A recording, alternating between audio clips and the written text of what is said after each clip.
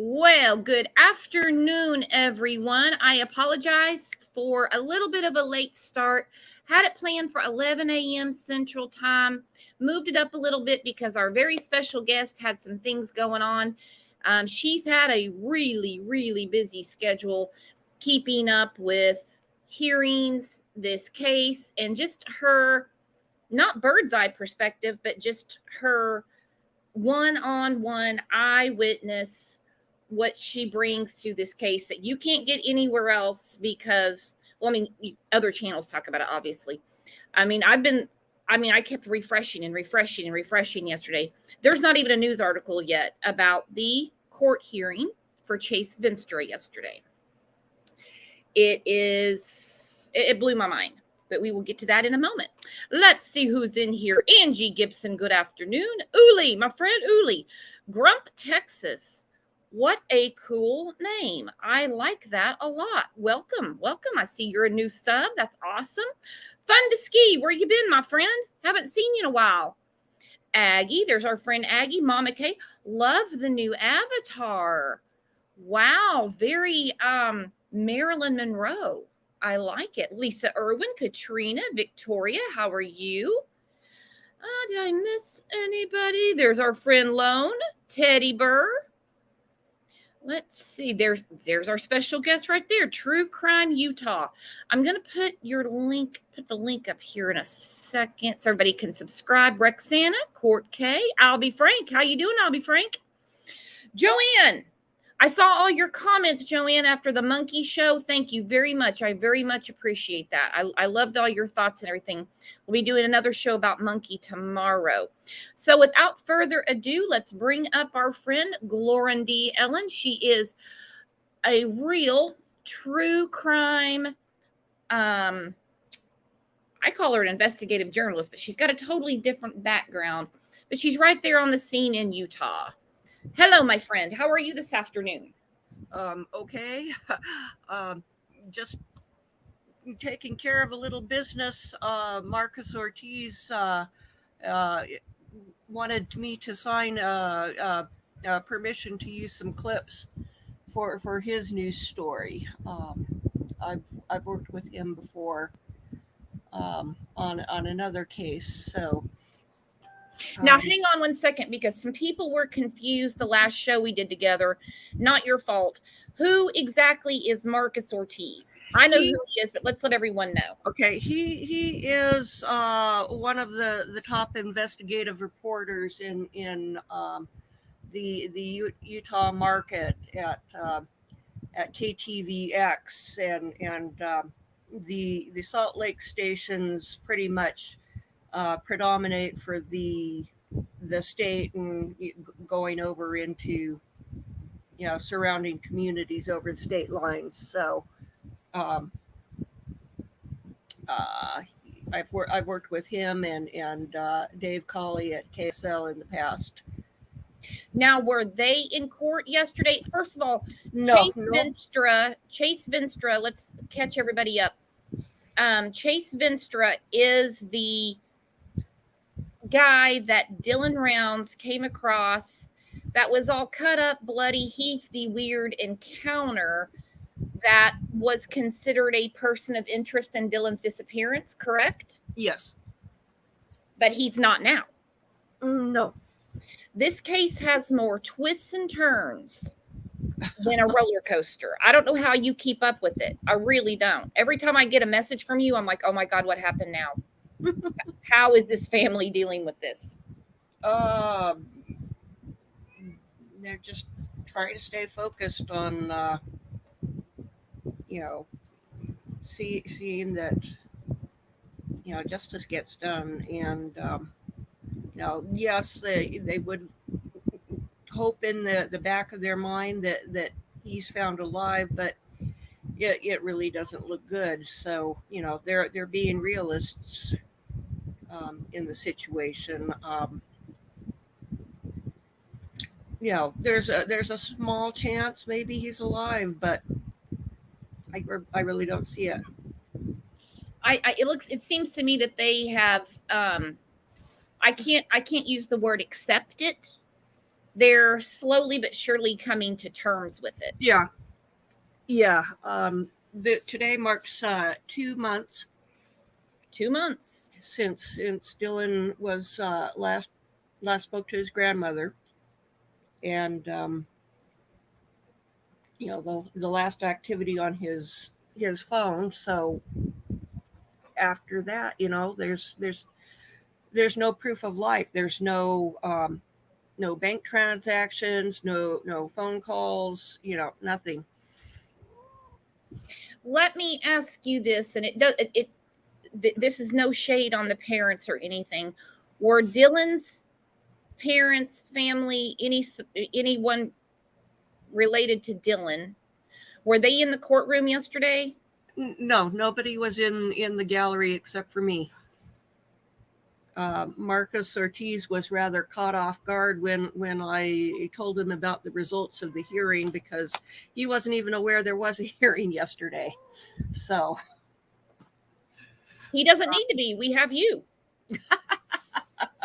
yeah, so I filled him in on all that happened, and he trusts me because we've worked together in the past, and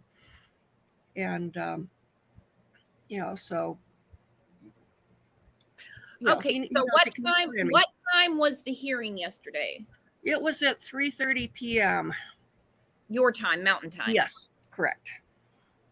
Okay, and where was it at? It was at the federal courthouse in downtown Salt Lake. Now, before we get to him no longer being a person of interest, what was exactly the matter of the day being discussed? And let's start with that.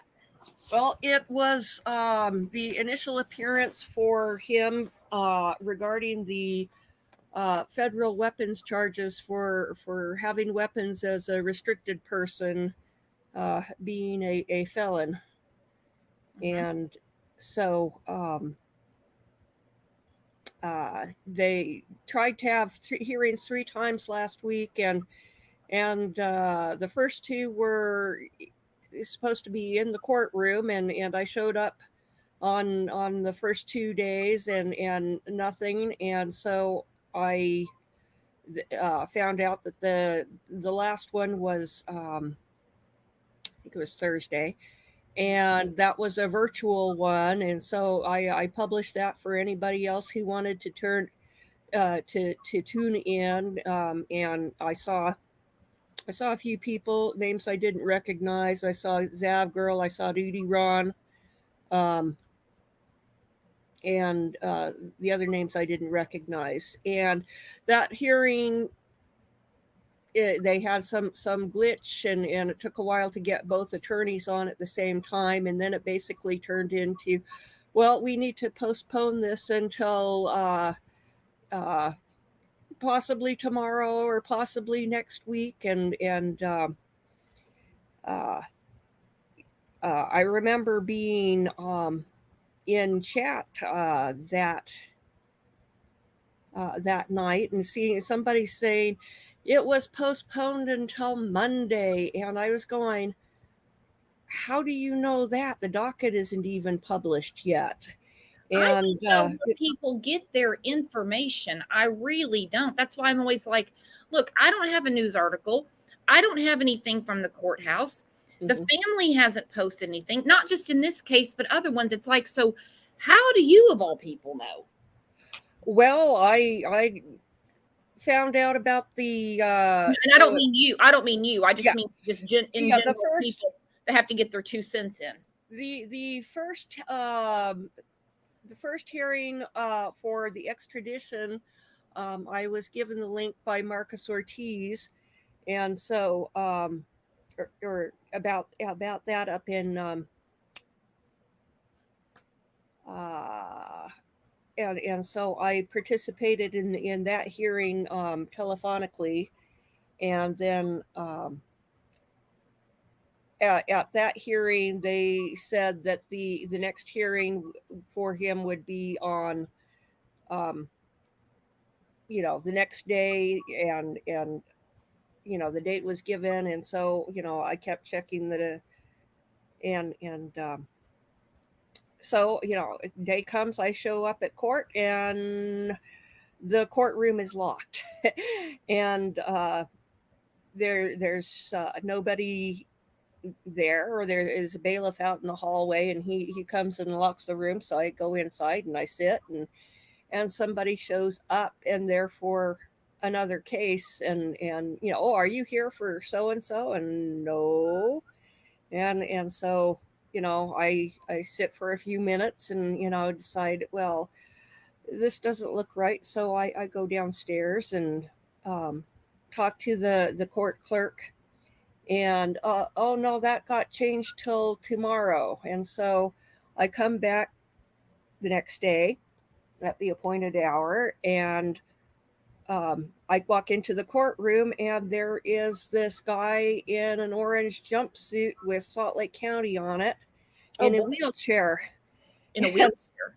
and I'm going, he doesn't look anything like Chase Venstra to me, and Chase Venstra is supposed to be in Davis County, so he shouldn't be in a Salt Lake County jail thing. So I go down to, well, they were in the middle of the hearing, and so I wait till that one is over, and then the next guy's attorney walks in, and he asked me if I'm there for so and so, and I no, and I'm going, okay, this doesn't sound like this is happening. So I go downstairs again and ask, and they say, oh, that's been changed. It's going to be a telephone, or let's see, yeah, telephone hearing. So I'm going, well, bad news for me, because I won't be able to execute my plan to try to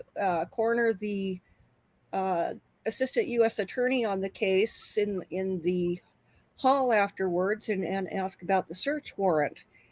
But it's great news for anybody who wants to tune in from anywhere else. And so I tune into the hearing on the Thursday, and uh, it's quickly rescheduled. And so the person who said it's on Monday, I'm going, Monday is a state holiday in Utah. I don't think the court is open. That's what you were saying, and you're like, it can't be. So Yeah, I don't know. This person probably isn't even from Utah.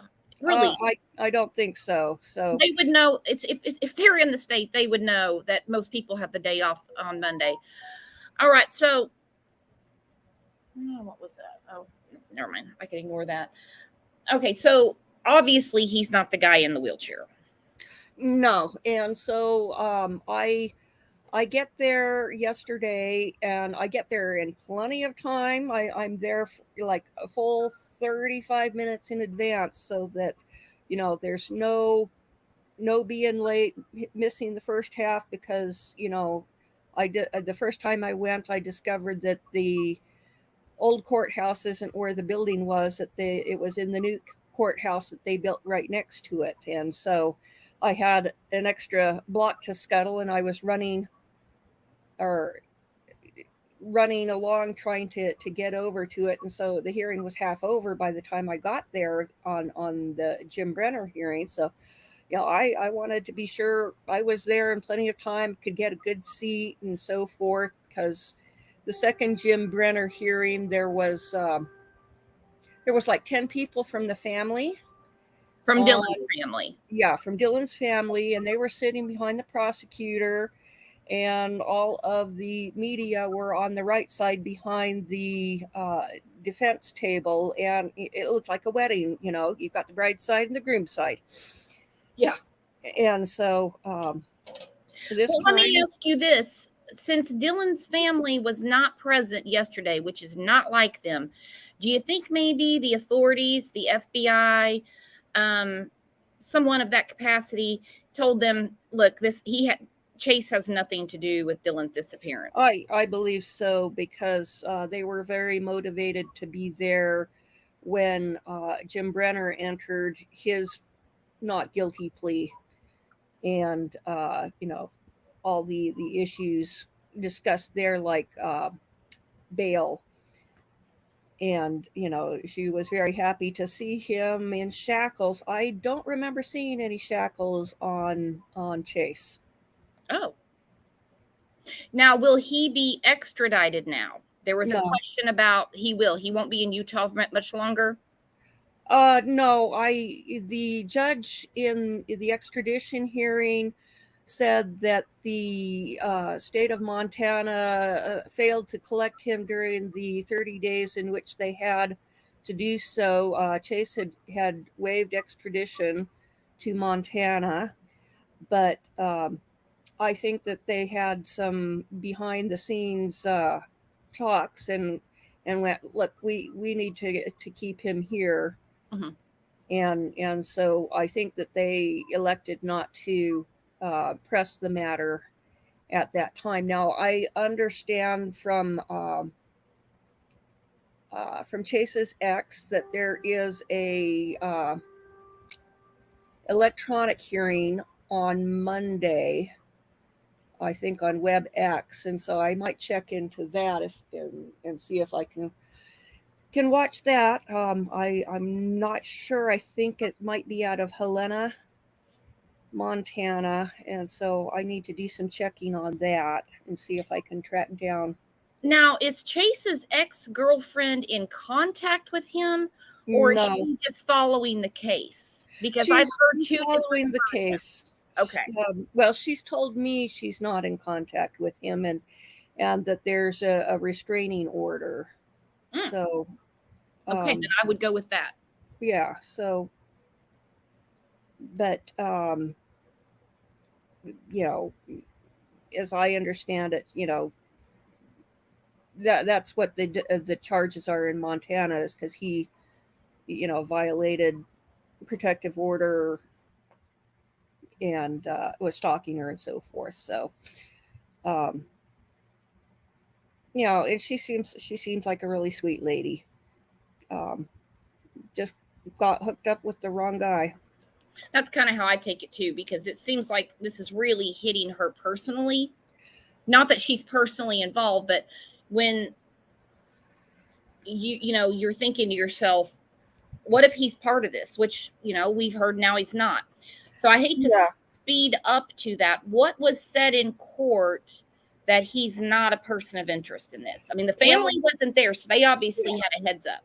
It wasn't what was said in court. They read the, told him what the charges were, told him that the maximum penalty was 10 years in prison and $250,000 fine, as the maximum penalty, and how did he plead, and he entered not guilty. And then they went into some procedural issues like motions for discovery, deadline that they had to get that done with, and jury selection, trial date of October 3rd, anticipated to be 3-day trial,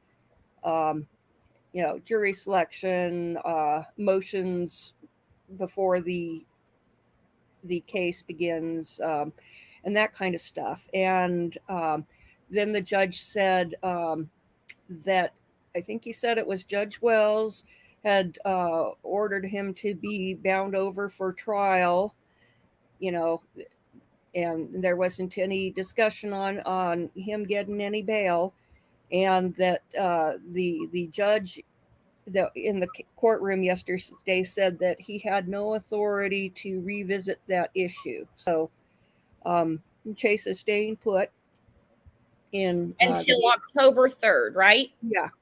Now, what about Jim? When does Jim go back to court? I've heard 3 or 4 different dates. You know how the internet works. Yes, and the date that I had heard, I think at the hearing was a trial date of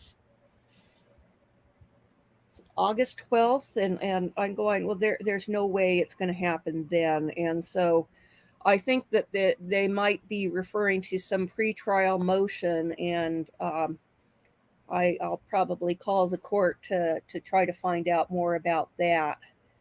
That seems very fast. Well, if you look at it, they had a hearing for Jim Brenner regarding the, well, I think it was supposed to be his trial, regarding the assault that happened, I think it was October last year, where he beat a 70-year-old guy with an aluminum chair. What a guy. What a guy. And that was continued again. And so, that's just for an assault. And, we're looking at what, 7, 8, 9, 10, 9, 10 months since that happened. And you think that we're going to have a trial on a federal charge in a matter of a couple of weeks? It's not going to happen. I mean, no, the federal courts are 10 times slower. Well, the charges are much more serious. Yes. And so, if it's going to take 10 months to bring, 10 months plus, because they don't even have a hearing date yet on the assault charges, at least last I checked, they didn't. I guess I need to check on that. I'm not sure if that is out of, I'm assuming it has to be on the Utah side if it was a Utah case. So anyway, I need to do some checking on that. But there's no way the federal charges are, the federal trial is going to happen on the 12th if it takes 10 months plus to have a case on an assault. Mm-hmm. So, and there's much more evidence to gather, people to talk to. Juries are hard to find. Trials are extremely expensive. And again, October 3rd, when Chase goes in, it has nothing to do with Dylan. No. And I begin to wonder, were those guns that he had some that also belonged to Jim Brenner? He said, hey, take these for me and hide them away. And so then he's in possession of the firearms, and he passes them off to Robert Aviles and says, here, hide get those out of my motorhome and hide them for me. And I don't know. It's pure supposition. What's going on there. Yeah, and I still can't believe he asked a friend, Jim Brenner, not talking about Chase. Yeah. To hold my guns as if they're just going to get away from him. I mean, come on. And what idiot does that too? Which is why they use him, they only use his initials. Yeah. Yeah. So, I don't understand their mindset, because it's like, it doesn't make sense.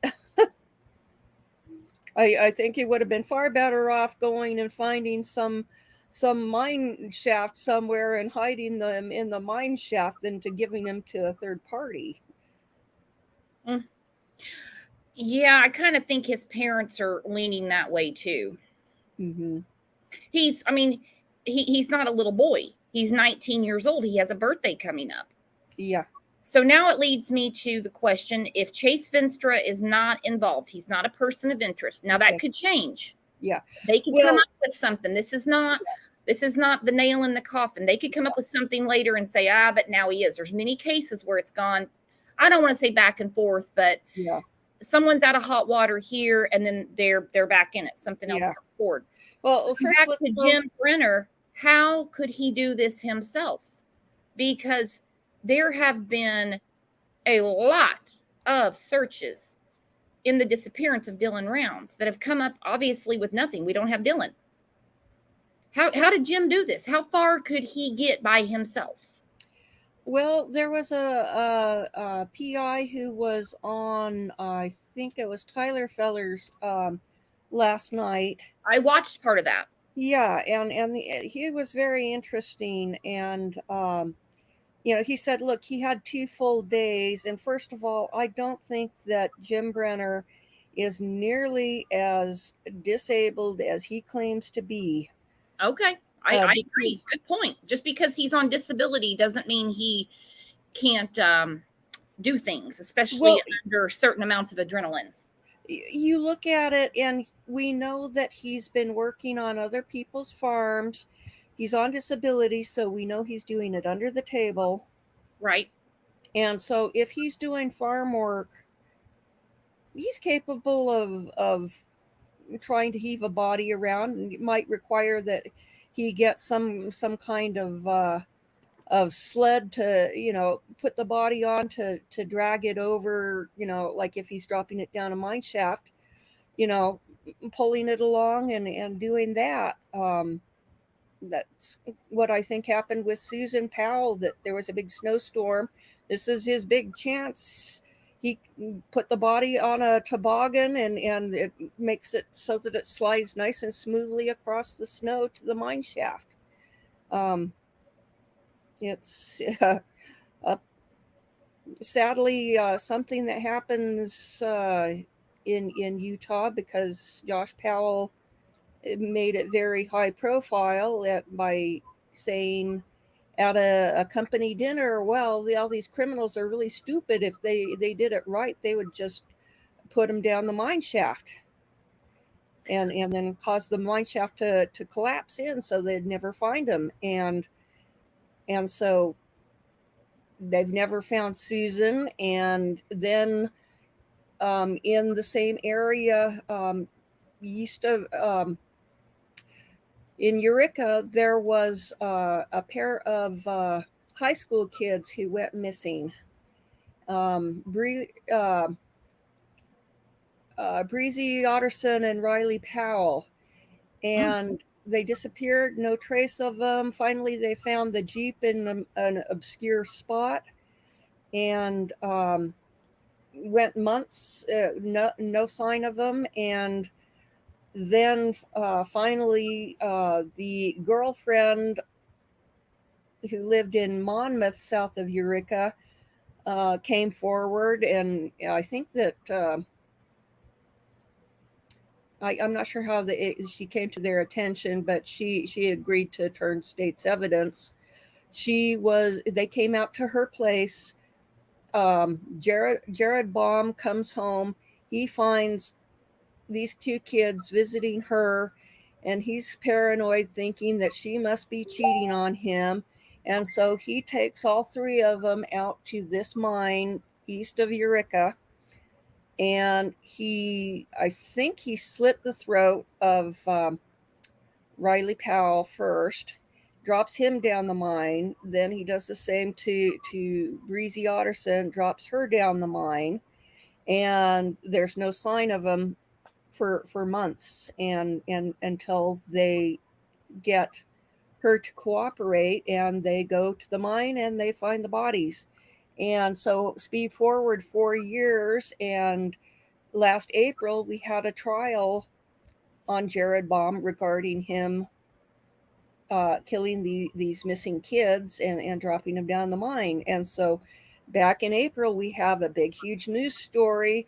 The guy's convicted. He dropped the kids down the mine. And so now it's in people's forefront again about place to hide bodies is down mines.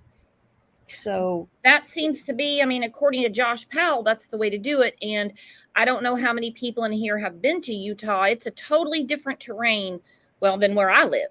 Gorgeous state, by the way. Absolutely gorgeous state. So, it could be very well possible that because Jim Brenner's not going to say a word, that they don't find Dylan. And I'm not trying to be gruesome. I'm not trying to be mean. It's a very good possibility. There's one circumstance in which he has motivation to disclose, and that is if he's convicted on some lesser charge like manslaughter or second-degree murder, and he comes up for parole. Because Utah, back I think when shortly after I was out of high school, there was this young gal who went missing down in Utah County, and they've never found her, Kipling Davis. And they know that this one guy from her high school was involved, and some of his friends had guilty knowledge, and they eventually were able to arrest him on a no-body case of some lesser charge like manslaughter. Mm-hmm. And they still haven't found her, and it's been, going on 40 years now.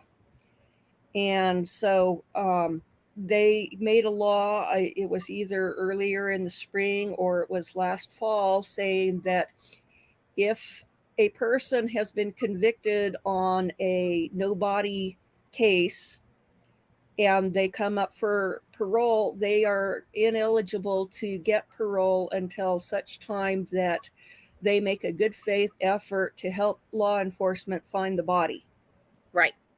And so that's the only motivation that he really has for, and that's really only going to apply if it's something like manslaughter, because anything more than that, he's likely to be doing enough time that he's going to be quite an old man by the time the parole board would sanction releasing him.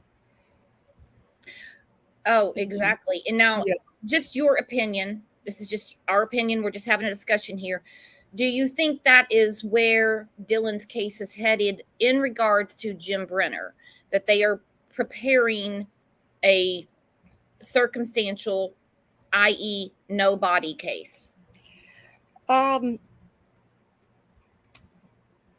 Probably I think they're hoping that they will uncover stuff, and they seem to be concentrating quite heavily on the area around Park Valley. And where is that in proximity to his camper, his trailer? It's about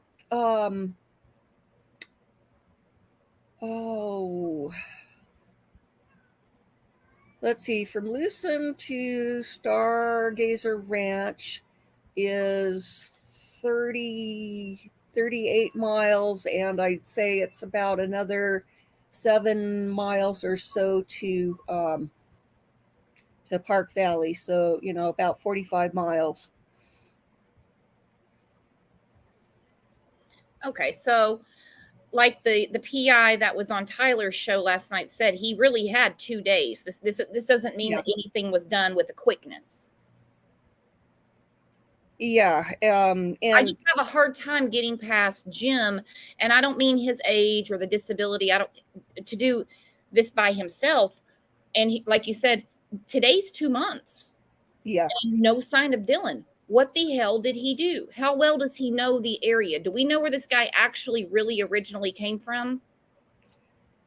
I think I heard somewhere like Illinois or North Dakota. I can't remember for sure on that. But he seems to have been spending quite a bit of time out there, and he has connections. I think possibly his father might be from Las Vegas. Okay. I haven't confirmed that. So, if that's the case, then he may have, a lot longer connection than that. So, getting back to Chase and the person of interest. Yes, I'm sorry. I get off topic sometimes. Yeah, I get easily distracted too. So, after they dealt with all the procedural things, then they adjourned the court, and so the assistant U.S. attorney started walking out of the courtroom. So I quickly scurried after him. And once we were in the foyer, I asked if I could ask him a few questions, and he stopped. And so I now, told him, who is this man? I believe his last name was Eldon or Eldrin. I was having a hard time making that out. Okay. And he's one of the U.S. assistant U.S. attorneys for the state of Utah, and he replaced the gal who was in on the case on the brief telephonic hearing the other day, and I believe she said that they kind of have a few people who are working on the case. So anyway, he stops, and I say, I wanted to know more about the search warrant named or described in the affidavit or the charging documents, and in which it describes that the purpose of the search warrant was in connection with a homicide, because Dylan Rounds is officially a missing person and not considered deceased officially. So he said he kind of sidestepped the issue, said he couldn't really speak on that he's not familiar with the cases or the circumstances in the Dylan Rounds case, that he's just on the weapons charges. And I'm going, okay, I'm not buying that, because it's in the affidavit or the charging documents. And so what it is in talking with Marcus Ortiz, he's been trying to get the search warrants for quite a while now, and I think he said that they are supposed to have those available after 15 days, and they're still not available. So it was his conclusion that the search warrants have been sealed. And so I think because they're sealed, he couldn't speak to the contents of the search warrant and the issue on the homicide. So, I let that go. But then he volunteered that as far as he knew, Chase Venstra is no longer a person of interest in Dylan Rounds' case. Wow. Okay. And so my jaw just kind of dropped, because that was the last thing I was expecting. My jaw's dropping. And I've had time to marinate on this. So, and if that's the case, and the family is made aware of things that don't get disclosed to the public, that would explain why they didn't make the trek down from up there in Rigby and Idaho Falls down to Utah, because there's not really any point. No, because their interest wouldn't be in Chase. It would be Chase's involvement with their son's disappearance. Yeah, and if there was some kind of slim hope, slim chance, they would be there. They would be there. I mean, they'd be talking to the media afterward. I noticed there wasn't really any media coverage of Chase's court hearing either. So I'm almost wondering if the media didn't get a heads up too, saying he's not our guy anymore, or not one of our guys. Well, it seemed to have fallen through the cracks. I don't know if they were trying to make the different hearings like I was, but I was determined to be there to catch any crumbs which might fall. And so Marcus Ortiz was kind of rather in shock that because he wasn't even aware there was a hearing yesterday until I told him about the results. So yeah, it's now I know you've shared this with a few other people, which is good. It needs to be out there. So that way the focus we know is on Jim Brenner, and right now Jim Brenner alone. And there's been a couple people that have doubted you. You were there in person. You didn't dream it. Yeah, the criticism was that I didn't have video or audio of it. Well, only somebody with press credentials is allowed to take electronic media beyond security. and they watch you lock your phone up in a little safe there by the security desk. And so one person was saying, on Jim Brenner, well, can't you smuggle your phone in and get a picture of him? And I just kind of laughed, because when the second Jim Brenner hearing, I was sitting right next to the bailiff, and there's no way. So no, I mean, you want the information, but you don't want to be so firsthand that you're in the cell next to him. no. Yeah, I quote my 2-year-old granddaughter quite a bit when I hear things like that. She has a phrase she says, and I can't do it in her voice, but she goes, "You do it." Yeah, then you do it. You do it yourself. Mm-hmm. Yeah. So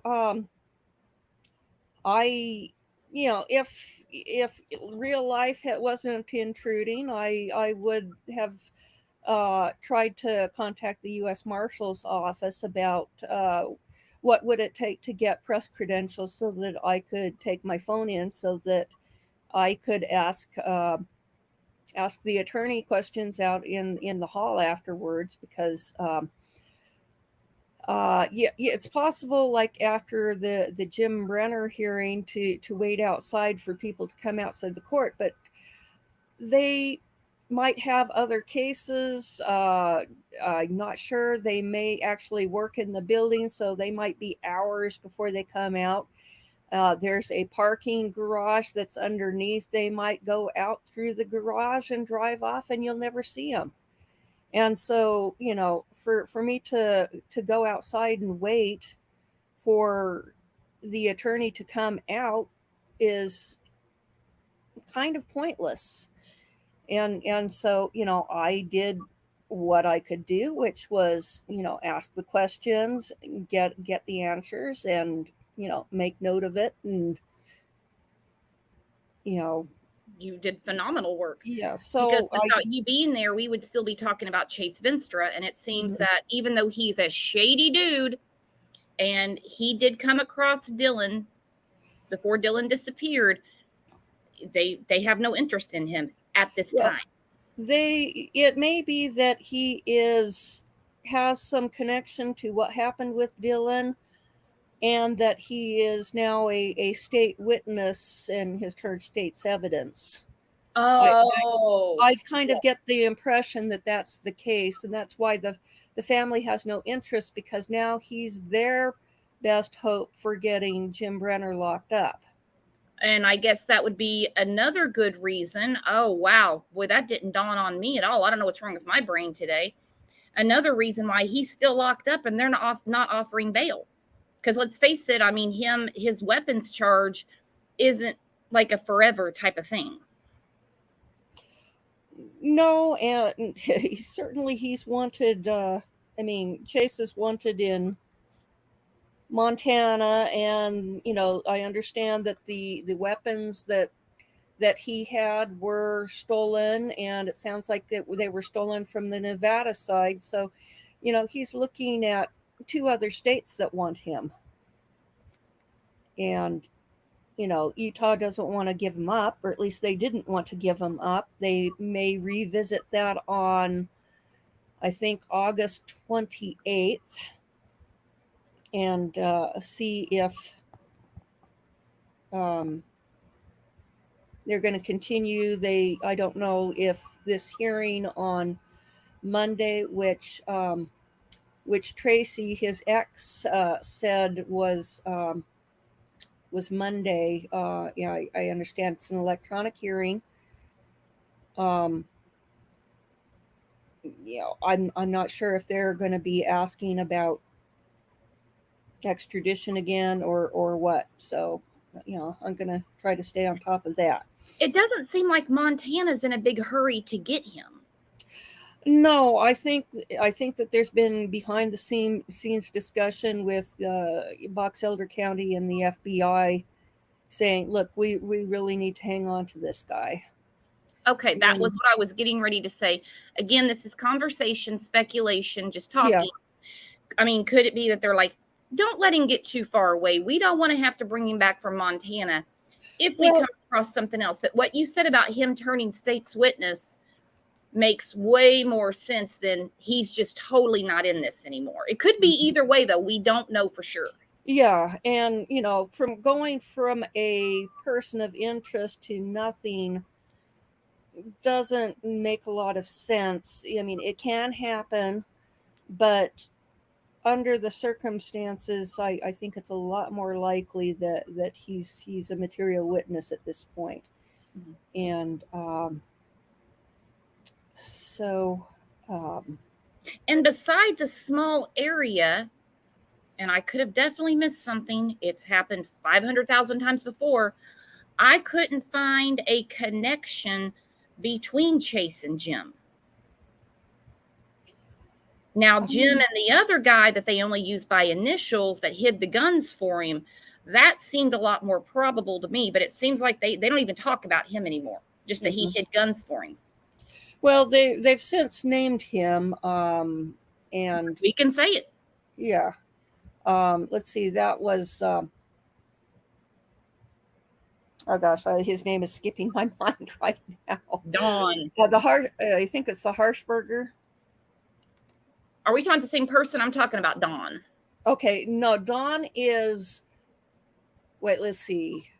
Don. Oh yeah, Don is the redacted name, and Robert Aviles is witness A in the search warrant. So I'm getting my aliases mixed up.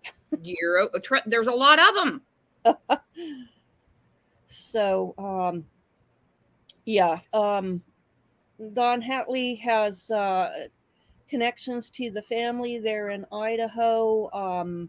My search shows that he's tied to a residence in Wendover, and according to that, he's married. I don't know if that's accurate, because some of that data that you find on those sites is kind of faulty, because I once rented an apartment from some, last name is Smith. My landlord's last name was Smith. His wife's maiden name was Smith. So these sites which will sell you background reports has us as all being related, because we were under the same roof, because I was in the basement apartment. And I don't know of any relationship between, but that's what the computer data that they mined associated us, and because of the name, they're going, oh, it must be related. So you have to take those with a grain of salt, but sometimes they're very useful. In the Sherry Black murder, she was a neighbor around the corner from us growing up, and went to school with her daughter, went over to the house a time or two to play. And one time back,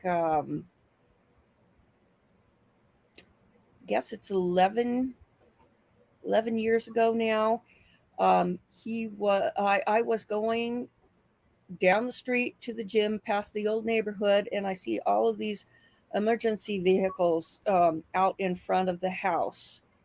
And there's a mobile command center, which is in a big, huge 40-foot RV, and they've got a little tent over the manhole cover.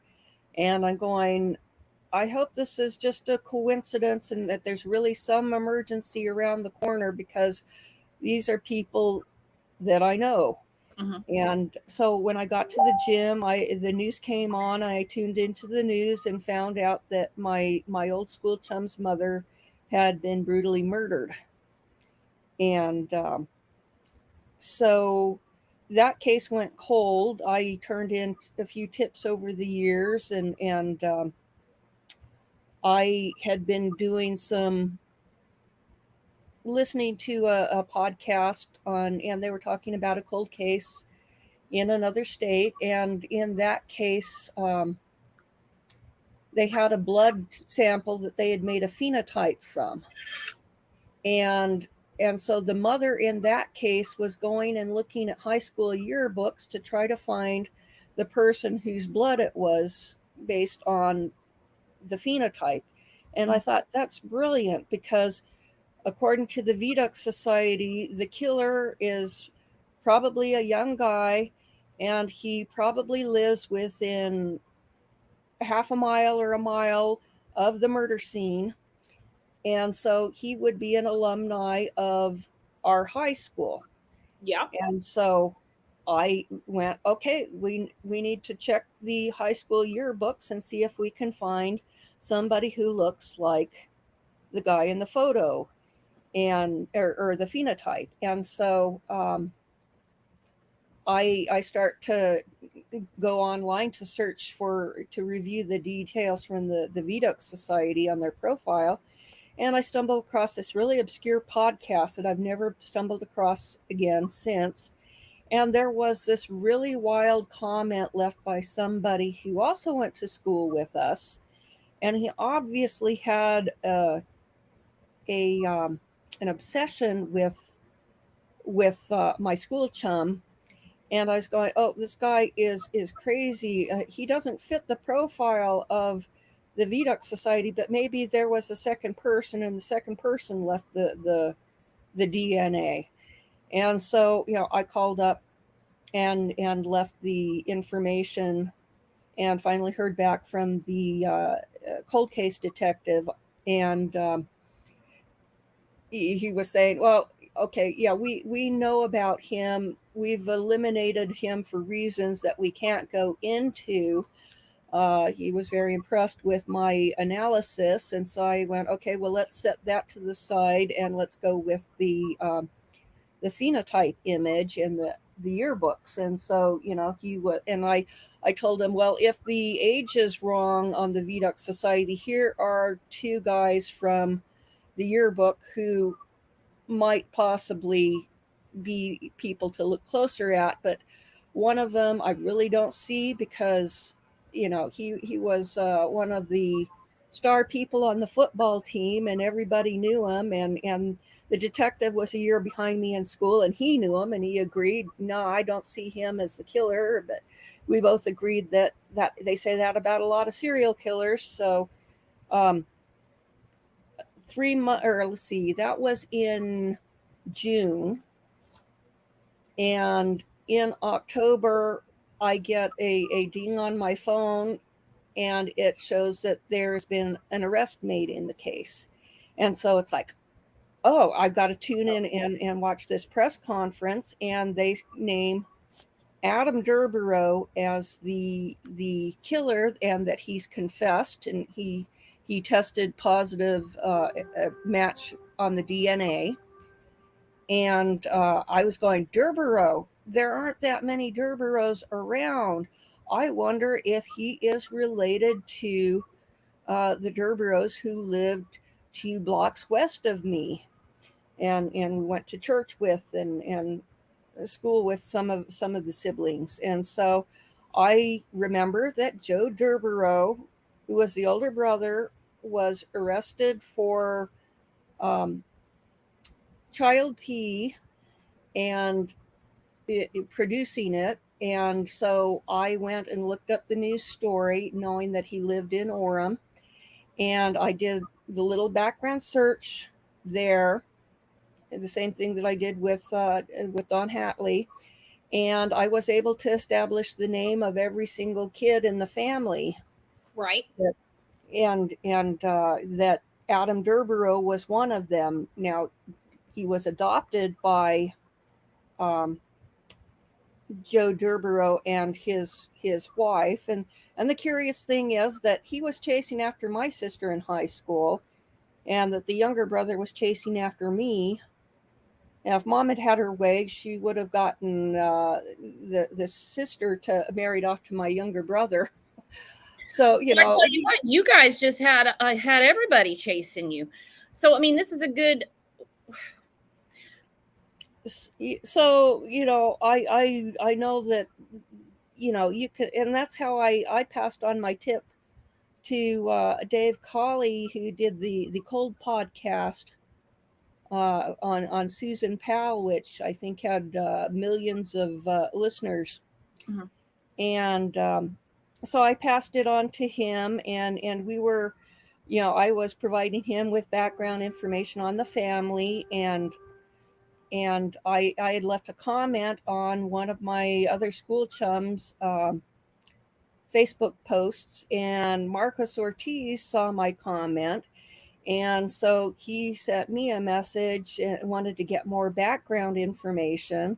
And so I've got Dave Colley on one tab, and I've got Marcus Ortiz on another tab, and I'm kind of, uh, going, oh, hey, you might want to check this and so forth, and kind of funneling things back and forth and withholding other things so that they each have their unique perspective, but they're getting the important details. And he was coming up on the deadline for going to the news, and he didn't have time to look at the secret Facebook profile of Adam Durborough.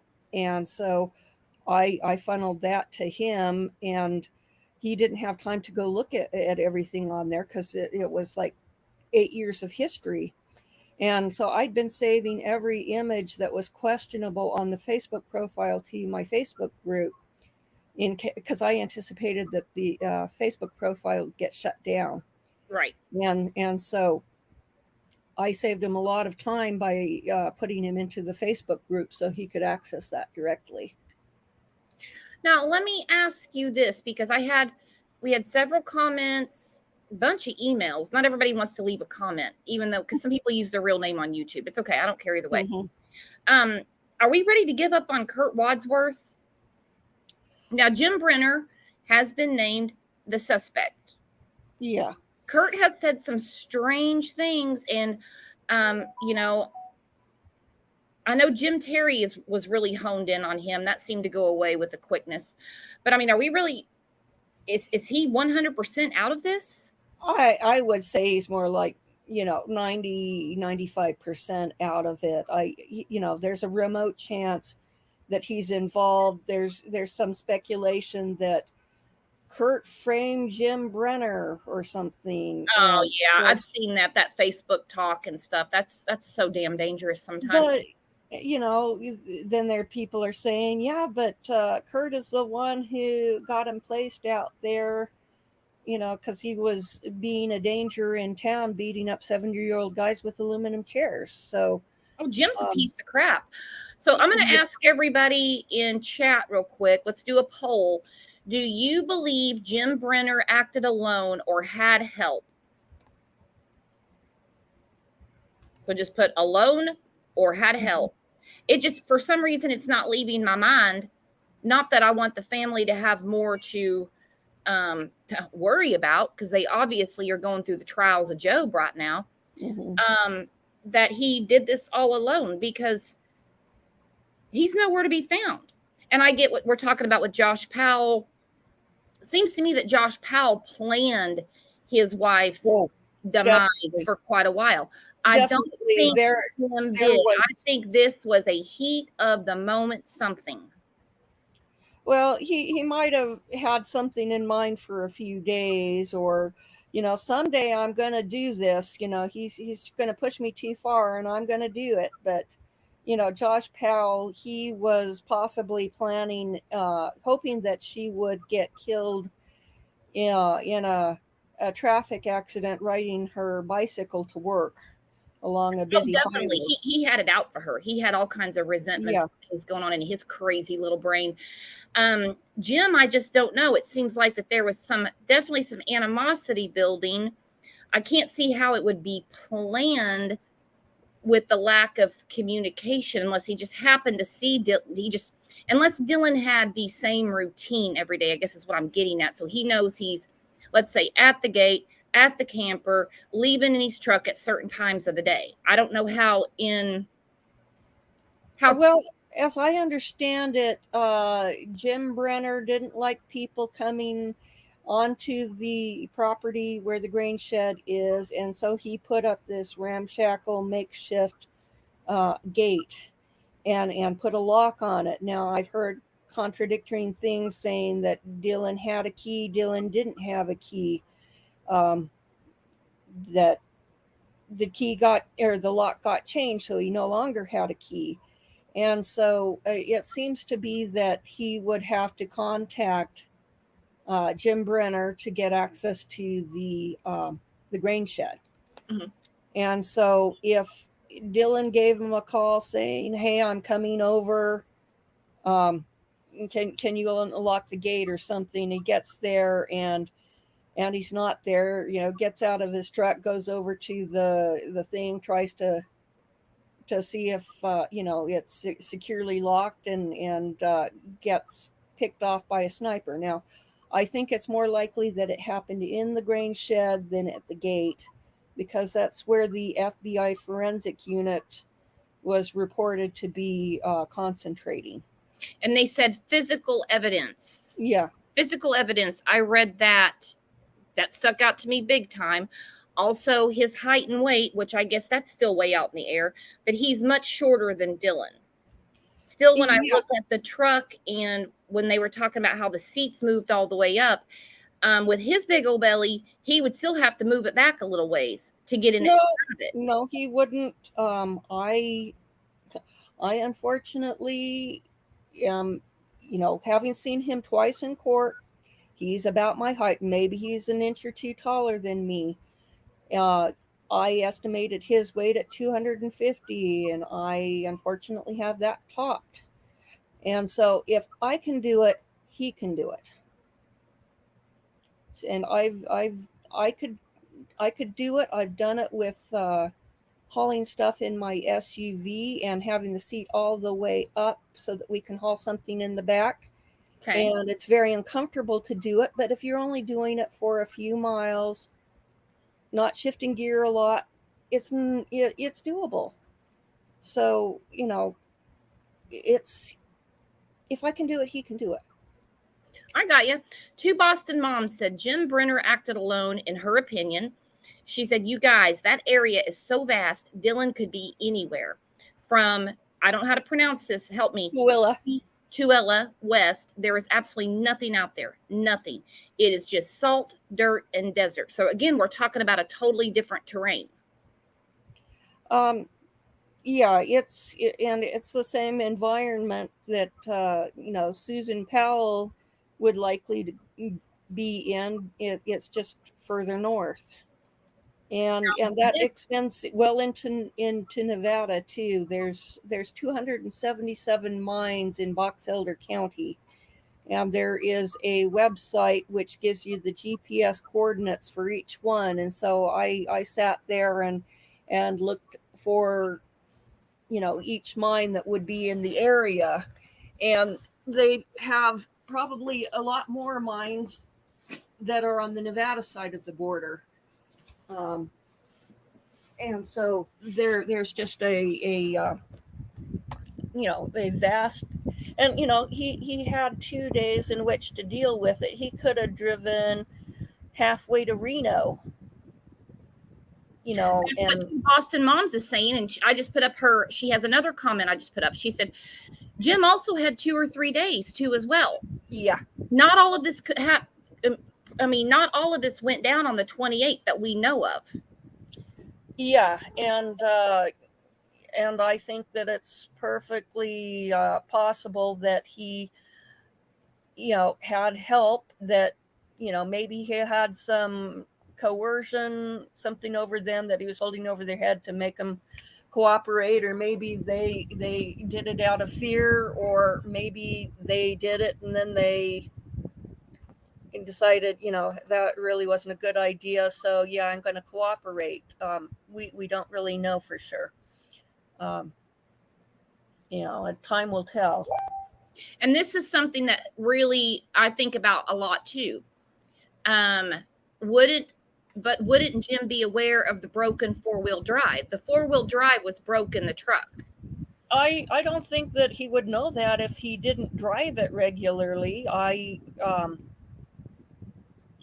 got a 4-wheel drive, and I have a hard time getting it to shift back out of 4-wheel drive into 2-wheel drive, and I just forget about it. And it's Dylan wouldn't think about it because he's used to it, and then somebody else, unless they're driving it, they're not gonna be aware of it, or they might not remember it. They might think that it was fixed. Well, and not to reach too far out there and get into like crazy theories, but when the well check visit was done, police were alerted and everything. They weren't right off the bat actively looking for Dylan.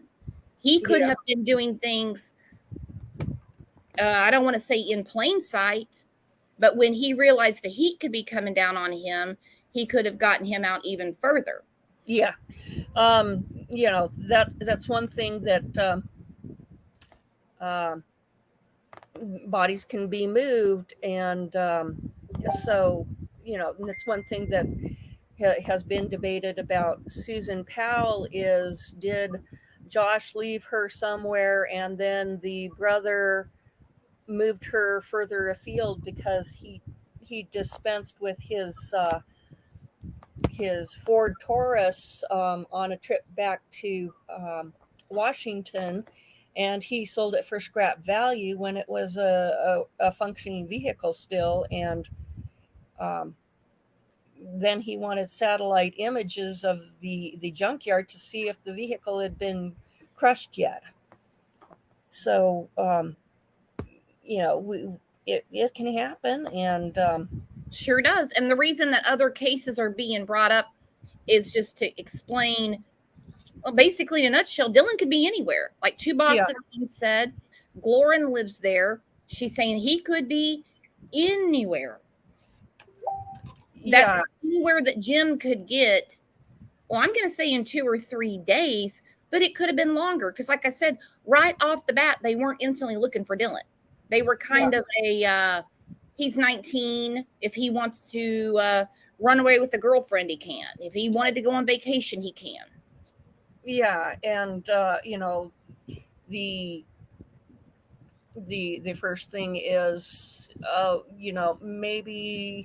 maybe he went off and partied, got, extremely drunk and so forth, and he's recuperating somewhere, somewhere at some casino. Well, I mean, we can lay that to rest now because it's been 2 months. His birthday's coming up. I mean, it was said over and over and over.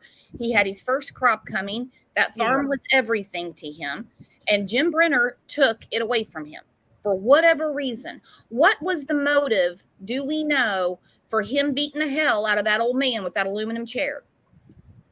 I think that there was some disagreement. I think it might have been at a gas station. I can't remember. So he can just fly off the handle. Yeah. He can just hothead. He can just, that's why I said, I don't think this was anything planned out.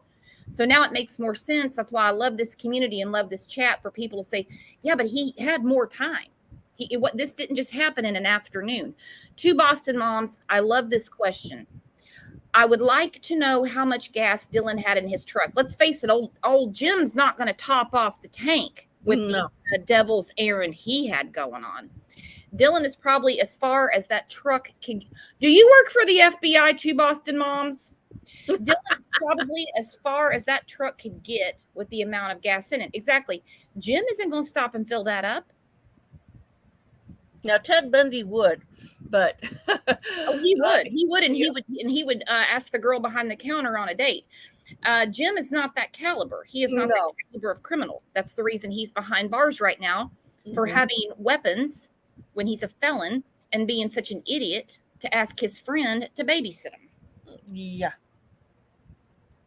Yeah, I mean, I just find it mind-boggling that he did that. I mean, there's all those mine shafts, go find a mine shaft and hide them in, and for a few weeks, chances are nobody's going to be out there and find them. Funny though, he didn't have to worry about his guns until after the FBI was asking him uncomfortable questions. Between his two interviews is when he thought these guns might be a problem. better have my buddy watch him. What he didn't understand is his buddy doesn't care enough about him to keep his little secret. But that wasn't his big secret. That was his little secret. His ass is sitting in jail for his little secret in the scheme of things. Yeah. Yeah, so hopefully we'll get some resolution on this soon, whether it's finding a body or a no bail homicide charge. When I went to the first Jim Brenner hearing, the judge asked, were there any other charges? And I think he said state charges. And he said, no, we expect the grand jury to deal with that tomorrow. Mm-hmm. And so the next day we get the indictment on Chase Venstra. And when I went back to the second Jim Brenner hearing, the prosecutor says that they anticipate further weapons charges to be filed by the state, things that are restricted by the state of Utah, which don't fall under the federal umbrella. And so there's clearly been two grand juries meeting on this, a federal level one and a state level one. And they will have been exploring all of the people who are tied to the case and be taking testimony from them. You'll be likely to have certain parties taking the fifth, but they use it as kind of a mini trial to explore the evidence and to test it and see, what's compelling and what isn't. And that's an ongoing procedure that it's likely that that's happening every Wednesday is the grand jury, and they may spend a long time on one case, or they might just spend a few minutes and go, okay, we've got a couple of questions here, and then they'll move on to the next case, and the grand jury will hear on a whole bunch of different cases. So, which without you, we wouldn't even have known this was coming down the pike for Jim Brenner. Obviously, eyebrows were raised that he was arrested in between interviews with the FBI for having his friend babysit his guns. But it wasn't until you went to court and they mentioned grand jury, and of course, more charges came. Well, they're not on yet, but he's their suspect. I'm just wondering how long it's going to take for them to charge him.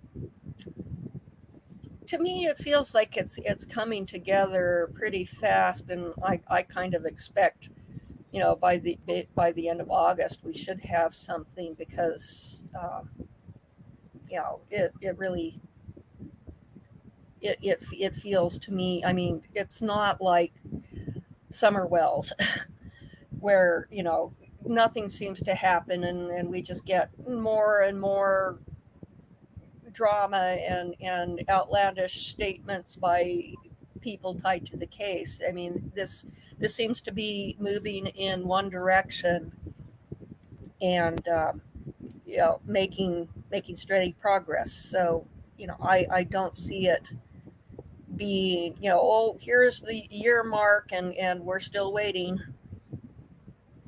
Somebody mentioned, I think it was Lex. I apologize if it was somebody else or if it wasn't Lex. If Jim Terry wants to grab the link, he's more than welcome to. I'll put it up again. It's literally moving in one direction right now, because saying that Chase is no longer a person of interest, then as far as we know, as of today, July 28th, 2022, Jim acted alone. He's a violent person. He flies off the handle. I can see it. Just the trying not to be gruesome. the disposal of the body to the point where it cannot be found by himself. Yeah. Well, there's another possibility which came up in another panel that I was on, and it was kind of an interesting thing. The subject of Stargazer Ranch came up, and they have a festival there called Element 11. Now, I don't know if anybody's heard of Burning Man. Yep.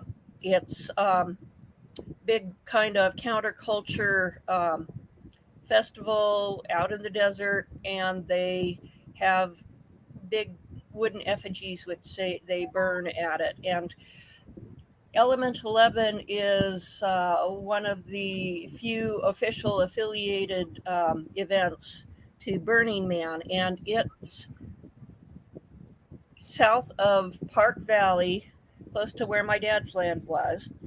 And it's they're bohemian, they're anarchical. You get drugs, you get who knows what else going on. They're supposed to keep anything X-rated behind barriers so that any children don't see anything. But was Jim doing things in the shed, preparing to sell like illegal guns or drugs to people at Element 11, which was June 20th through June 24th, or maybe it was the 22nd through 24th. That is 38 miles away from Lucin over the old railroad grade, probably a bit closer from the grain shed. That's going to be a very attractive thing to make some quick money. And so, was he cooking some meth in the shed? Was he storing illegal guns to sell to people at Element 11? And so, it could be that it was something that Dylan is coming around. He's talking about buying the property. And so I can't have Dylan seeing the inside of the shed, so I got to do something. Now, I'm glad you brought that up because I actually didn't even go over comments from the last show. That's how out of it my brain is today. Ever since I've been on kind of a weird schedule and not 9 a.m. every morning, the other day I was telling people good morning and it was afternoon, and that was because I had to go to the dentist. Anyway, several comments talking about Dylan may have come across something that Jim was up to, and yes, Jim couldn't have it out. That makes sense to me. I still don't know that it was a planned thing with his temper. He could have confronted him about something he knows. Another thing that people have brought up, I have my own theory on this. It's like Molly says, how dumb do you have to be to leave the boots so close to Jim's trailer? Well, Jim has his hat on. You think maybe he was going to wear his boots? Jim seemed to be getting a new wardrobe out of this too. He may have been cocky enough to think that, nobody's going to pay attention, that maybe they would just assume they're his boots or something. It's also been suggested that perhaps the family, we've seen photos of Dylan wearing some Skechers shoes. We've also heard that he's got Crocs. So we know he does have other shoes that he wears. He prefers the boots. But maybe he was wearing some other footwear. The family is going, this guy is involved. The police aren't taking it seriously. Let's toss the boots over there so that they take a harder look at it. I don't know that that's happened. It's one thing that people have suggested. So I think the boots are very significant because according to his mother, well, for one, he's not going to go take a sojourn in the desert without his boots on, and he always had one pair of boots. When he wore those out, he had another.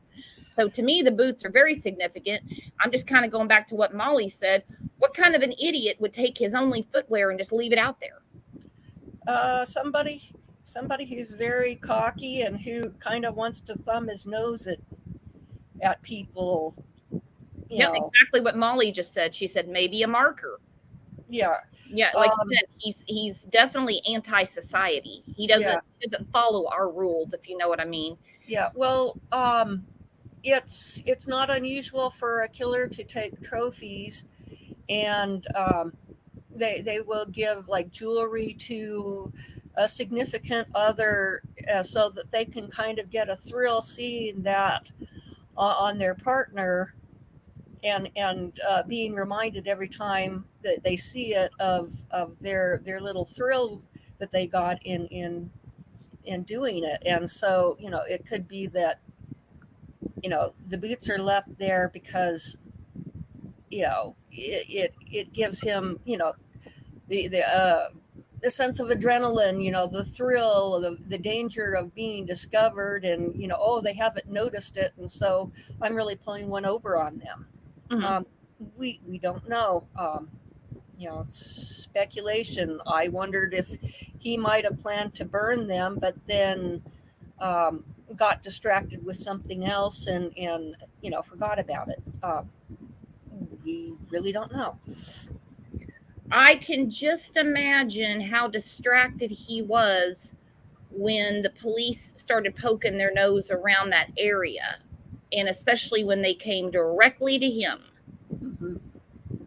Directly to him. He is a flight risk. He's a dangerous man. He's a danger to the community. And I just really hope, for the family's sake, that there are charges brought down on him fast. Fast as in the justice way. We know how it goes. Well, there's no hurry because he's already in jail and he's not going anywhere. So they want to do this right, because once they make charges, the clock starts ticking. Now, we've run into a problem with Lori Vallow Daybell, in that she has not waived her right to a speedy trial. And rather than making Chad Daybell move up his trial from January to, I can't remember what, I think it was October, they decided to move her trial to January. So they're already on shaky grounds in violating her right to a speedy trial. But the judge made that decision. Now the prosecution apparently has some evidence, which they want DNA testing done, and they're concerned that they're not going to have the time between now and January to process the DNA and to have it analyzed by experts and so forth, so they're ready to go to trial. And so it could be one of two ways. It could be that the evidence is excluded because you didn't get it tested in time, and so that's on you.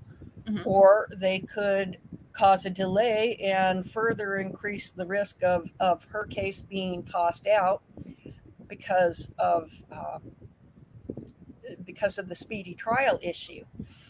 And so they don't want to make the same mistake by starting that clock running before they have to. And if they don't have a body,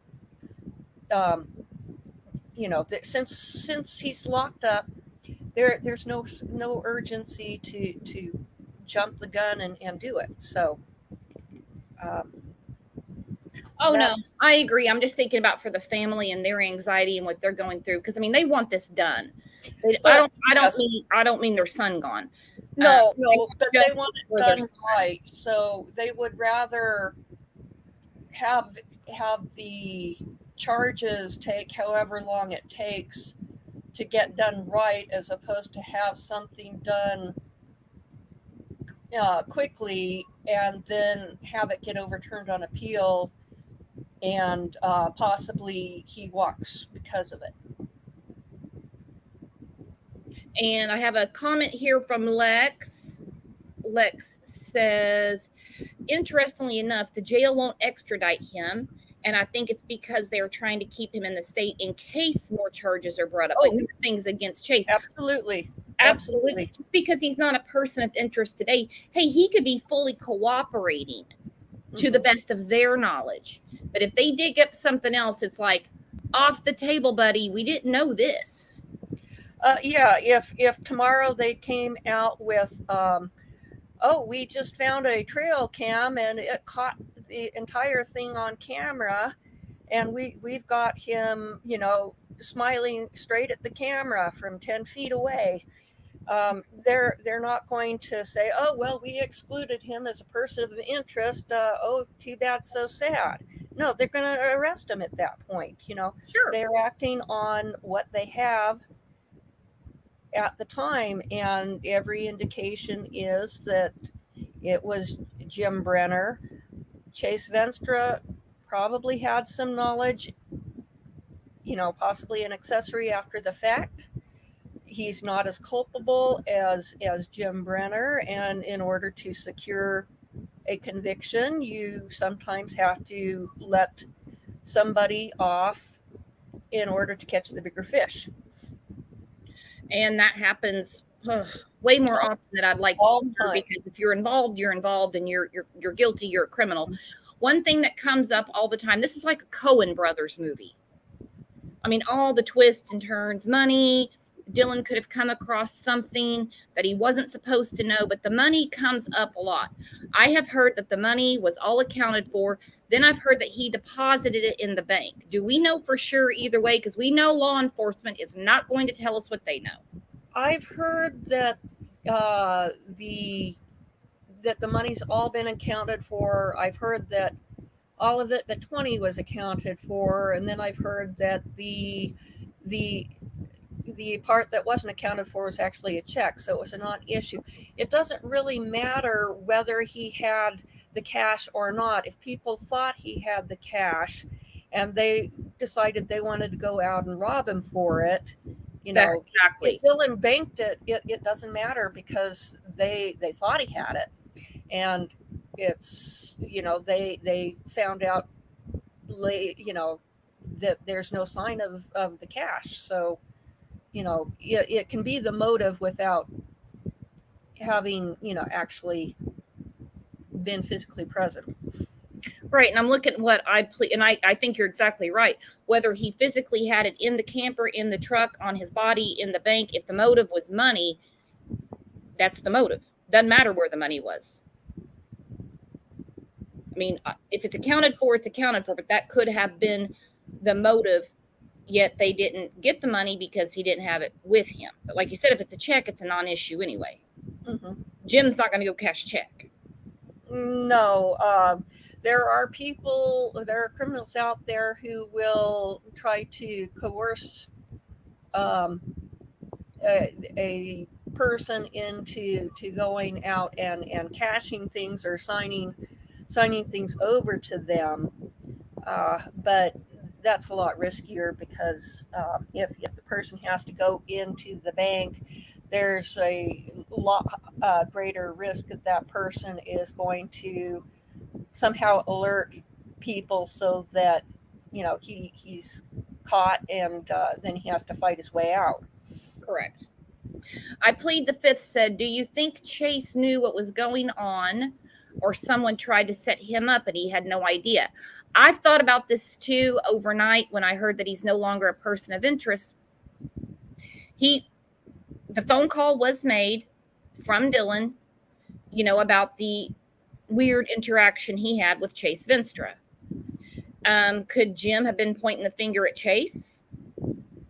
And in a few days he had heard, this story that he had come across him. I mean, if I heard it, Jim Brenner heard it.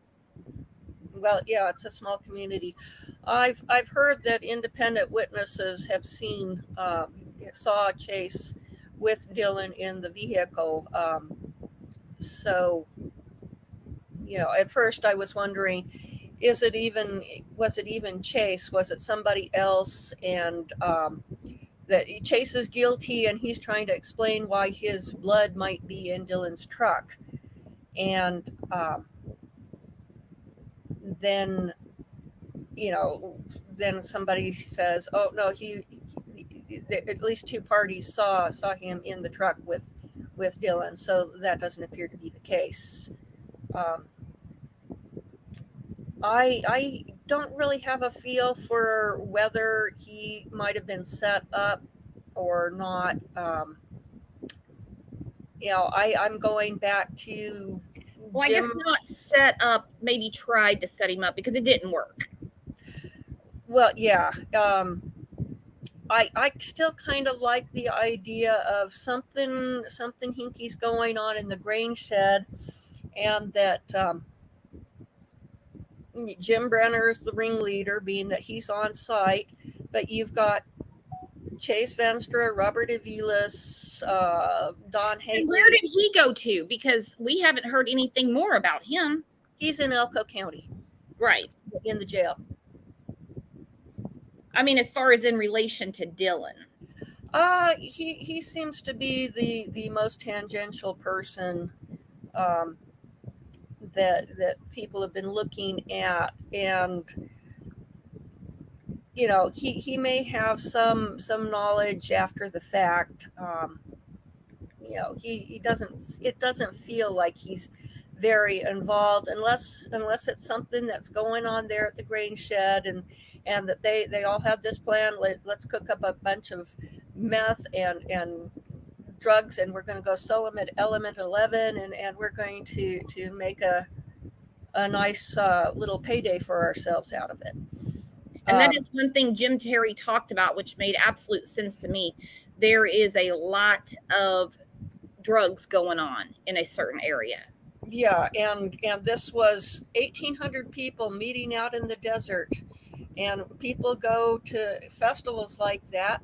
They are in the mode of spending money, and so it's going to be a tempting thing for them to want to try to cater to that market. Yeah.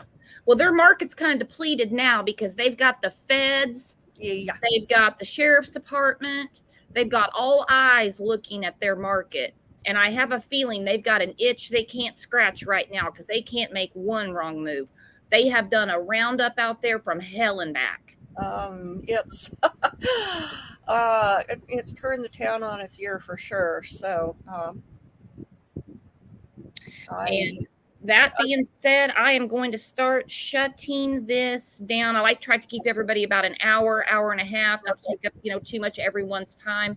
Mm-hmm. So are you going to be at the hearing for Jim coming up? Well, I need to find that out and make sure I don't have any conflicts. So I will, I think I'll contact the court and find out when that is, because I hadn't heard about it, but then sometimes some of these things manage to sneak up. So, well, they snuck up on Marcus Ortiz, didn't they? Yes, they did. And it might be that it's not the federal case. It might be to do with the assault case with the aluminum chair. So we've got to find out which court, which charges. Well, and it seems like Jim's dance card is pretty full. Yeah. So I wasn't very impressed with his attorney at court. She was a small, petite, young gal. Well, not young. She's probably upper 30s, early 40s maybe, and she's kind of has hand on hip and so forth, and postural things, which just didn't strike me as being very professional. She is no Marsha Clark. She's no Camille. Yeah, I know Camille. Camille's a rock star. Oh yeah. So reality show, she's awesome. She's a partner now. Good for her. Yeah, and she's got people trying to woo her away to other firms and offers of shows and so forth. And go for it, girl. Sky's the limit right now. Get that golden ring while it's dangling in front of you. Yeah. I don't think Jim's attorney, which obviously is a public defender, yeah. did she file a motion to withdraw? No, that was Chase's attorney, and I thought it was Wendy Lewis who was the one retiring, because she was in the telephonic or the virtual hearing, and there was the motion to withdraw. But in the hearing yesterday, it seems that she is the new attorney and not the old attorney. So she has worked as a federal defender, which seems to be the federal court version of a public defender, just different name slapped to it because it's a different court. And she was one, and she's now in private practice, but she's been appointed by the court to serve as his court appointed attorney. So she will be paid by the state, not privately. Well, that's all Jim's going to get. He might as well just get used to the view he has. That's all he's going to get. They already said he's a danger to the community. He's a flight risk. Even if something comes out that he has nothing to do with Dylan's disappearance, I don't see that happening by any Well, measure. Utah just opened a brand new state-of-the-art prison on the shores of the Great Salt Lake. So, he's got a nice home waiting for him. He doesn't have to squat in some trailer. He's going to have hot and cold running water, 3 meals a day. There you go. Well, Jim, the whole thing is just sickening. It is just sickening. But you're going to stay on it, aren't you, right? Yeah, I've always been fascinated by cases, and back in paralegal school, there was a case that one of the teachers, he was a prosecutor, and it was this really fascinating homicide case, and I wanted to go observe court every day, and something came up and I wasn't able to do it. But that's just like the most fascinating thing ever to me to watch the proceedings and to pick up on, this is what's important, and this is a red herring, and the jury's not buying this kind of thing. So it's well, and also it's scary as hell when you think about what we walk amongst every day. Now, I'm not saying that you go to the store and someone, well, I mean, I guess they could, but I mean, he knew the guy. Mm-hmm. I mean, 9 times out of 10, it's someone that knows someone. Oftentimes, yeah. And you have to look at the people who are closest. So in terms of, socially and emotionally, that was Kurt Wadsworth. But if you look at physical proximity, it's Jim Brenner. You got it. And he's the one with the hot head. He's the one with the worst record. And yeah, it looks like they've got their guy. I'm just still very curious as if someone else listening to the interviews that Salty Pancakes did with Kurt. He was taking questions from the chat, and he was going, what does that have to do with finding Dylan? I want to find Dylan. And he was saying that over and over again. Now, in statement analysis and body language, they say, where is the priority? And the priority with Kurt is finding Dylan. That's an interesting question, but that doesn't have anything to do with finding Dylan. So let's get on to something important. And so, I just don't see Kurt as, as being a responsible party. He just doesn't fit. Well, they haven't. I mean, he's not in jail. He's one of the only ones not in jail. No, I think that he is a colorful character, local character, and I think that's about the extent of it. He's the town eccentric.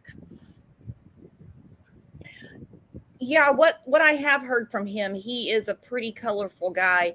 I still think that maybe as close as he says him and Dylan where he might know a little bit more days leading Oh, up to arguments with I Jim.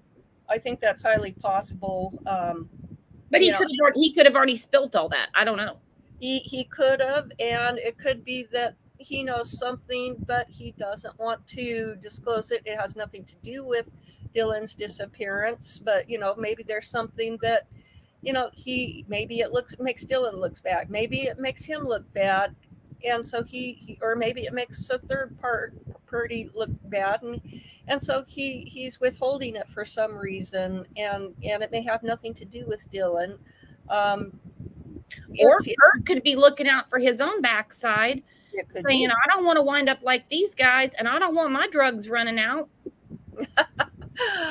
It's just kind of mind-blowing how free and easy they are with the illegal substances out there, because I have seen cocaine exactly twice in my life. And the first time was the police were chasing this guy through the neighborhood, and he ran through my next door neighbor's yard, and he tossed a bag aside and hopped over the fence, and they went chasing after the guy, and the bag got overlooked, and so my neighbors were looking through the bag afterwards, and there's a little baggie with some white powder in it. And the second time, I had a house fire 5 years ago tomorrow, and I was displaced for quite a while, and I was over at the house measuring the windows for new curtains, and I was standing out front, and I see some movement along the edge of the property, and I look, and my bicycle is moving, and this homeless guy is stealing my bicycle, and I'm going, what are you doing with my bike? Oh, I thought it was abandoned. I saw it, and yeah, it was in my backyard. The lot is 50 feet wide, 230 feet deep. He didn't just see it from the street. And so I think he's the kind of guy, even if you had been writing it, he would have assumed it was abandoned. Yeah. And so my friend, he comes over and he says, well, he'll buy the bike. And so my friend says, okay, we'll give her 25 bucks and the bike is yours. And says, well, I don't have money on me. And he's kind of getting over the little low fence over into my neighbor's yard. And so we climb over into the neighbor's yard too. And he's kind of trying to scurry away. And so my friend puts him in a wrestling hold.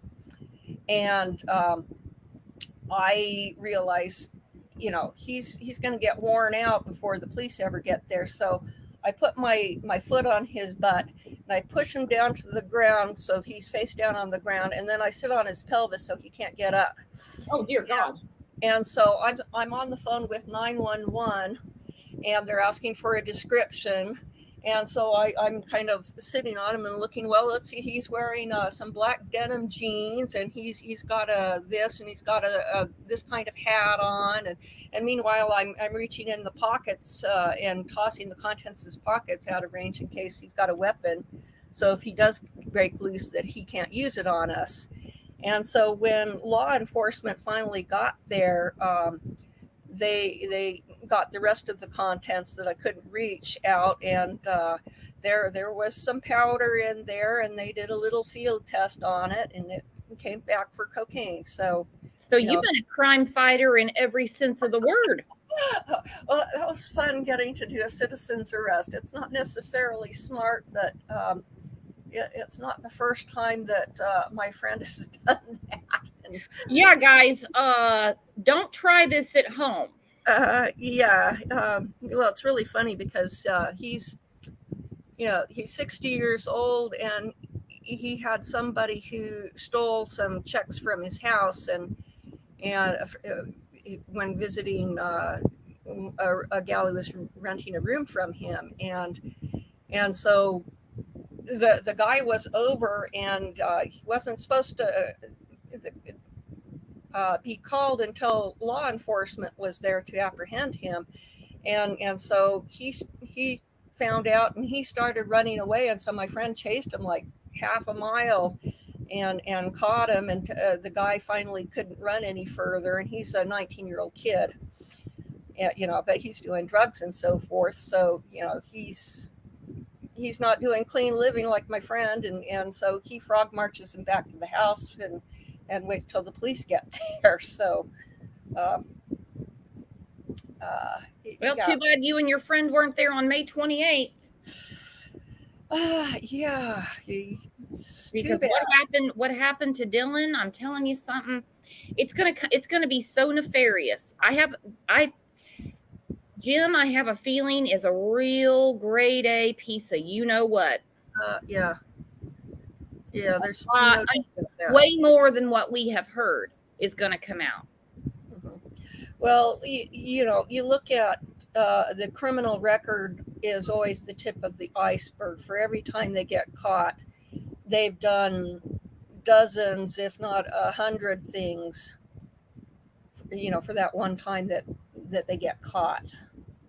And so, well, nobody gets caught the first time. Well, occasionally they do, but that's very rare.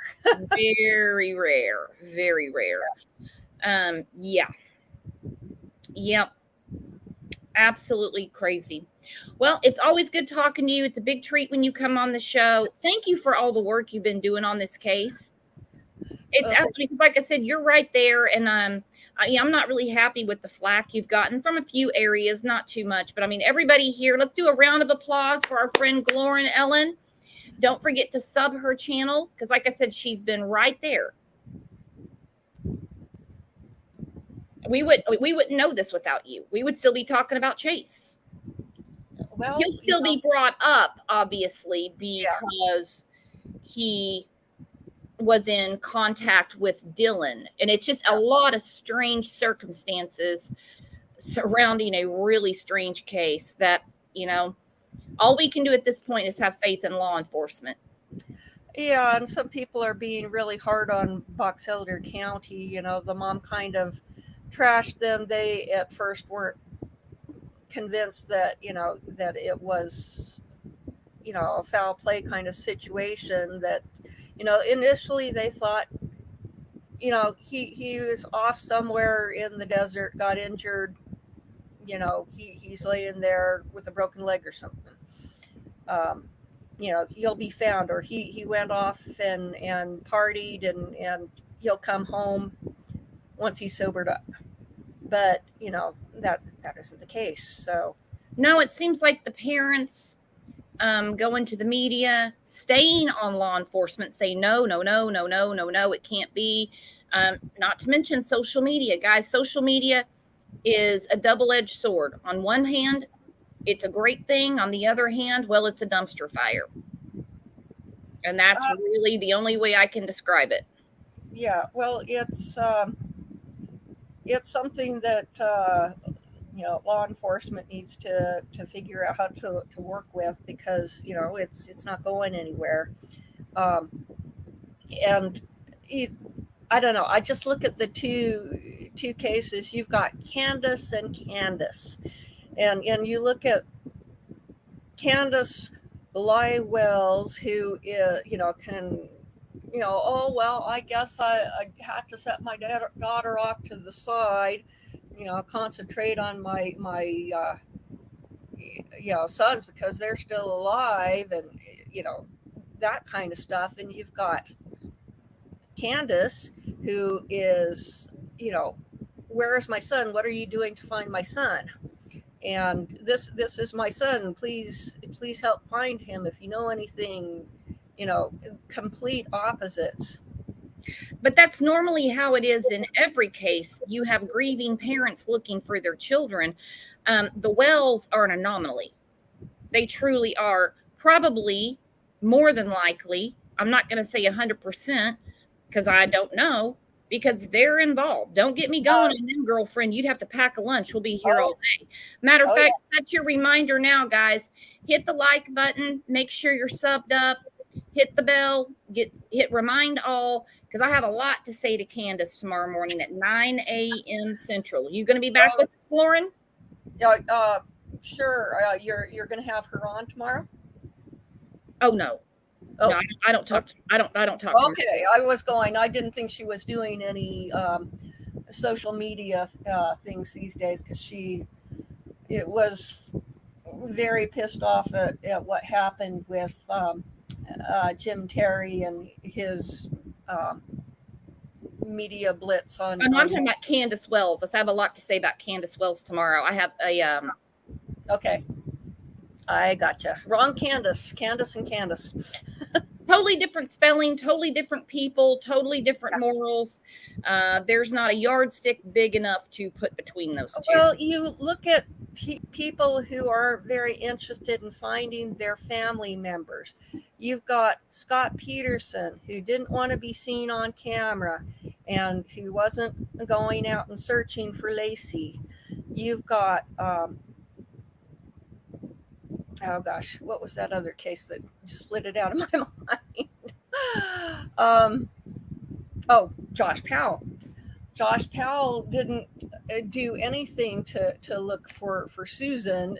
He set up a website that mainly trashed Susan and served disinformation. That he never, and he couldn't move away from the family home in West Valley fast enough. No, but the commonality in those, you're talking about spouses for one, pre-planned. And you don't need to look when you know. I'm not looking for my keys right now. I know where they're at. Yeah. We're actually going to talk more about that tomorrow morning. Yeah. So and you have a great rest of your day. Thank you. You too. And thank you again for everything you have done. Guys, don't forget to sub Lauren's channel. A lot of great information. Like I said, she has been at the hearings, heard everything, seen everything for herself. So this isn't any, heard it through the grapevine thing. Well, I like to deal in facts. Supposition and brainstorming has its place, but you need to preface everything as this could be the case and explore that and see if there's any evidence to support that. There's nothing more factual than hearing it and seeing it yourself. Yeah. So don't get confused. She was there. She heard this for herself. It's not like, other people that jump from panel to panel or group to group. And I talked to such and such that knows such and such. We're not playing the telephone game here, guys. This is real life. Yeah. Dylan more than likely was murdered, way beyond missing. And Jim Brenner, terrible person. I was about 6-7 feet away from Jim Brenner in his 2 hearings. I was about 7 feet away from Chase Venstra at his hearing. I was less than 3 feet away from Candace during her press conference out on the front of the courthouse. So I have been there in close proximity to all of them. And you look at how valuable it is to have that firsthand, because you look at the Amber Heard, I think it was Dateline or something, they sliced and diced the interview and twisted things around so that it made Amber look better than it did on the initial clips that they released on the morning show. And I had wind noise and so forth, but I had the raw footage and people can judge for themselves. You were the only one that had the raw footage. And I think I'm happy, actually. I'm glad. I wish people had a different magnifying glass for social media. I've become very disheartened with social media over the last couple of months, the things that people are so eager to believe without any sort of concrete footing to it at all. And I'm not talking about our conversations, speculations, theory, and our back and forth, just things that they actually believe. It's kind of like, whoa, how do you believe that? There's nothing to back that up. But I'm really glad that people are side-eyeing things now, going, like you said, they splice and dice it. I want the whole story. I understand law enforcement's not going to tell me what they have going on. They'd be stupid if they did. That wrecks everything. This is not public knowledge. This is not entertainment. But when you're talking to someone like our friend here, Glorin, who I said, there's no better facts than you heard it. You were there in person. You heard it yourself. You saw it yourself. And for that, we cannot be more grateful to you. Yeah. So I hope you have a great rest of your day, rest of your week. I'm going to message you after this. I have a question. I can't ask it on here. Okay. No problem. Don't want to step in that landmine. No. All right, guys. Thank you guys for being here and for continuing to follow the case of Dylan Rounds. It's tragic. It's terrible. It's horrible. We're going to keep following this case. As you know, we follow every case that we talk about to the end, the bitter end. So you guys are the best chat. You're the best community on YouTube. Between today and tomorrow morning, when we have a show tomorrow morning at 9 o'clock, yes, I'm going to be back on my regular schedule. I will be chatting with you guys in the Facebook group or in Discord. So you guys have a great rest of your day. See you soon. Bye-bye. Bye.